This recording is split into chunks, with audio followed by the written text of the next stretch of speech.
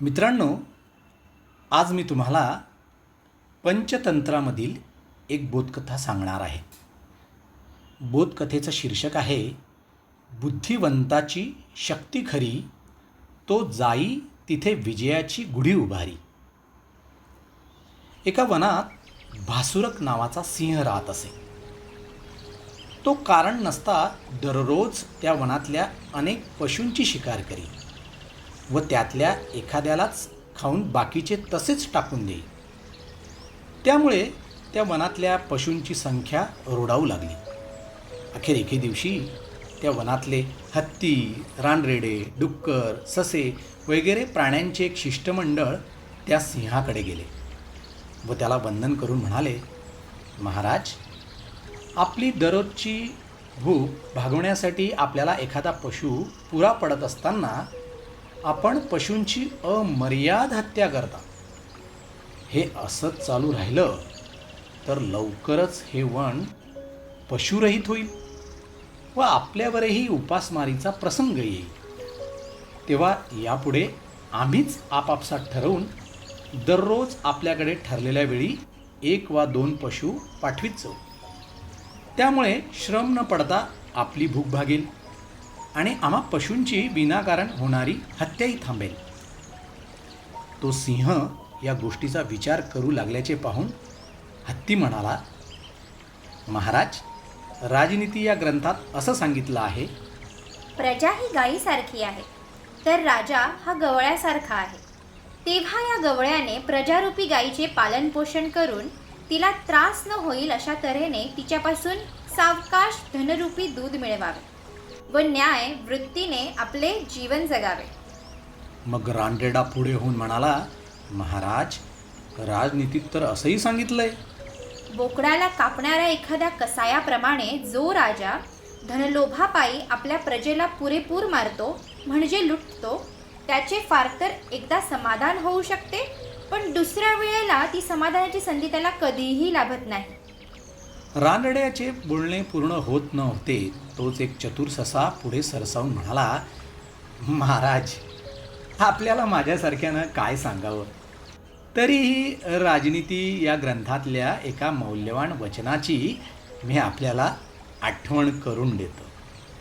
जसे सूक्ष्म अशा बीजांकुरांचे प्रयत्नपूर्वक रक्षण केले असता कालांतराने ते वृक्षरूप होऊन फळे देऊ लागतात, तसेच प्रजेला सुरक्षित ठेवले असता राजाला तिच्यापासून वैभव प्राप्त होते. शिष्टमंडळाचं हे म्हणणं पटल्यामुळे भासुरकाने ते मान्य केलं व ठरल्याप्रमाणे ते पशु दर दिवशी त्यांच्यापैकी एकेकाला त्या वनराजाकडे अगदी ठरवल्या वेळी पाठवू लागले. असं होता होता एके दिवशी त्या शिष्टमंडळाबरोबर गेलेल्या बुद्धिमान सश्याचीच त्या भासुरकाकडे भक्ष्य म्हणून जाण्याची पाळी आली. अश्रू भरल्या डोळ्यांनी आपल्या बायकापोरांचा निरोप घेऊन त्या सश्याने सिंहाच्या गुहेचा रस्ता धरला. पण चालता चालता त्याच्या मनात विचार आला, या वनराज भासुरकाचा या वनातल्या पशूंना काहीतरी उपयोग आहे का? मुळीच नाही. उलट याने बेछूटपणे प्रजाजनांना मारू नये म्हणून त्याच्याच गुहेत दररोज एका प्राण्याने आपण होऊन जायचे व त्याच्या भक्षस्थानी पडायचे. हा काय न्याय झाला? त्यापेक्षा यालाच कायमचे नाहीसे केले तर. तो मनात असे म्हणतो न म्हणतो तोच त्याला सभोवताली दगडी बेंड बांधलेली एक विहीर दिसली. त्या विहिरीकडे जाऊन त्याने आत डोकावून पाहिले असता त्याला आतल्या पाण्यात स्वतःचे स्पष्ट प्रतिबिंब दिसले आणि त्याच क्षणी त्याच्या तरल बुद्धीने त्या बेफाम सिंहाला कसं मारायचं याबाबत मनोमन मार्गदर्शन देखील मिळालं. मग उगाच इकडे तिकडे भटकण्यात वेळ घालवून तो ससा बऱ्याच उशिरा त्या सिंहाकडे गेला व संतप्त स्थितीत गुहेबाहेर हेरजारा घालणाऱ्या सिंहाला नमस्कार करून म्हणाला, महाराज, आपण माझ्यावर रागवलात ते योग्य असले तरी मला यायला उशीर झाला. यात माझा अपराध नाही. आपली भूक पुरेपूर भागावी म्हणून मी माझ्या आणखी 4 नातेवाईकांसह आपल्याकडे येण्यासाठी घरून वेळेच निघालो होतो. पण वाटेत दुसऱ्याच एका सिंहाने आम्हाला अडवून विचारले, काय हो, एवढ्या घाईनं तुम्ही कुठे निघालात? महाराज, आम्ही त्याला खरे ते सांगताच तो सिंह आम्हाला म्हणाला, या वनाचा राजा मी असताना तुम्ही त्या उपटसुंब भासुरग्याला का म्हणून वनाचा राजा मानता? तू एकटाच त्याच्याकडे जाऊन सांग की तुझ्या ताकद असली तर तू माझ्याशी लढायला ये.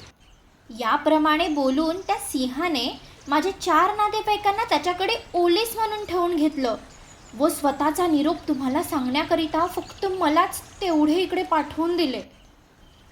त्या सशानं सांगितलेली ही हकीकत त्या भासुरकाला खरी वाटली व त्याच्या अंगाची लाही लाही झाली. रागानं लटपट कापू लागलेला तो त्या सशाला म्हणाला, काय तो मूर्ख मला असा म्हणाला? तर मग तू मला आत्ताच त्याच्याकडे घेऊन चाल. मी त्याला नाही ठार केलं तर भासुरक हे नाव लावणार नाही. यावर त्याला अधिक डिवचण्यासाठी तो ससा मुद्दामच म्हणाला, पण महाराज, त्या सिंहाची गुहा सभोवताली दगडी तटबंदी असलेल्या एका छोट्याशा वर्तुळाकार किल्ल्यात आहे. तो केव्हाही त्या किल्ल्यातील गुहेचा आश्रय घेऊ शकतो. आणि किल्ल्याचं सामर्थ्य किती असतं हे काय आपल्याला मी सांगायला हवं. युद्धशास्त्रावरील एका ग्रंथात म्हटलं आहे, राजाचे जे काम 1000 हत्तींच्या किंवा लाख घोड्यांच्या सहाय्याने होऊ शकत नाही, ते काम एका किल्ल्यामुळे होतं. भडकलेला भासुरक म्हणाला, हे अरे तो किल्ल्यातच काय, पण सप्त पातळात जरी दडून राहिला तरी मी त्याला शोधून ठार करीन. या बाबतीत शास्त्र असं सांगतं, शत्रू काय किंवा अग्नी काय निर्माण होतं न होत त्याचा त्याच वेळी नायनाट करावा. एकदा का तो वाढला की मोठ्या बलवंताचाही तो प्राण घेतो. परंतु तरीही ससा मुद्दाम म्हणाला, महाराज, आपलं म्हणणं योग्य असलं तरी मला राजनीतीशास्त्र या ग्रंथातलं एक वचन आपल्या निदर्शनास आणावंसं वाटतं. ते वचन असं आहे, शत्रूच्या व आपल्या सामर्थ्याचा अंदाज न घेता जो त्याच्यावर घाईने चालून जातो त्याचा अग्नीवर झेप घेणाऱ्या पतंगाप्रमाणे नाश होतो.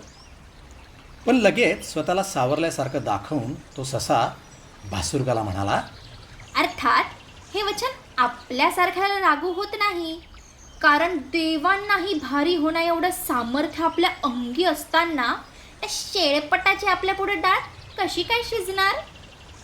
सशानं केलेल्या स्तुतीमुळे हवेत तरंगू लागलेला तो भासुरक मोठ्या ऐटीत त्याच्या पाठोपाठ चालू लागला. बऱ्याच वेळानं ती विहीर दृष्टीच्या टप्प्यात येताच ससा त्याला म्हणाला, महाराज, तोच आपल्या कट्टर शत्रूचा किल्ला. आपले नुसते दुरून दर्शन होताच बेट्याने त्या किल्ल्यातील गुहेत दडी मारलेली दिसते. भासुरकानं त्या विहिरीजवळ जाऊन आत डोकावून पाहिले असता आतल्या पाण्यात पडलेले आपलेच प्रतिबिंब दिसले.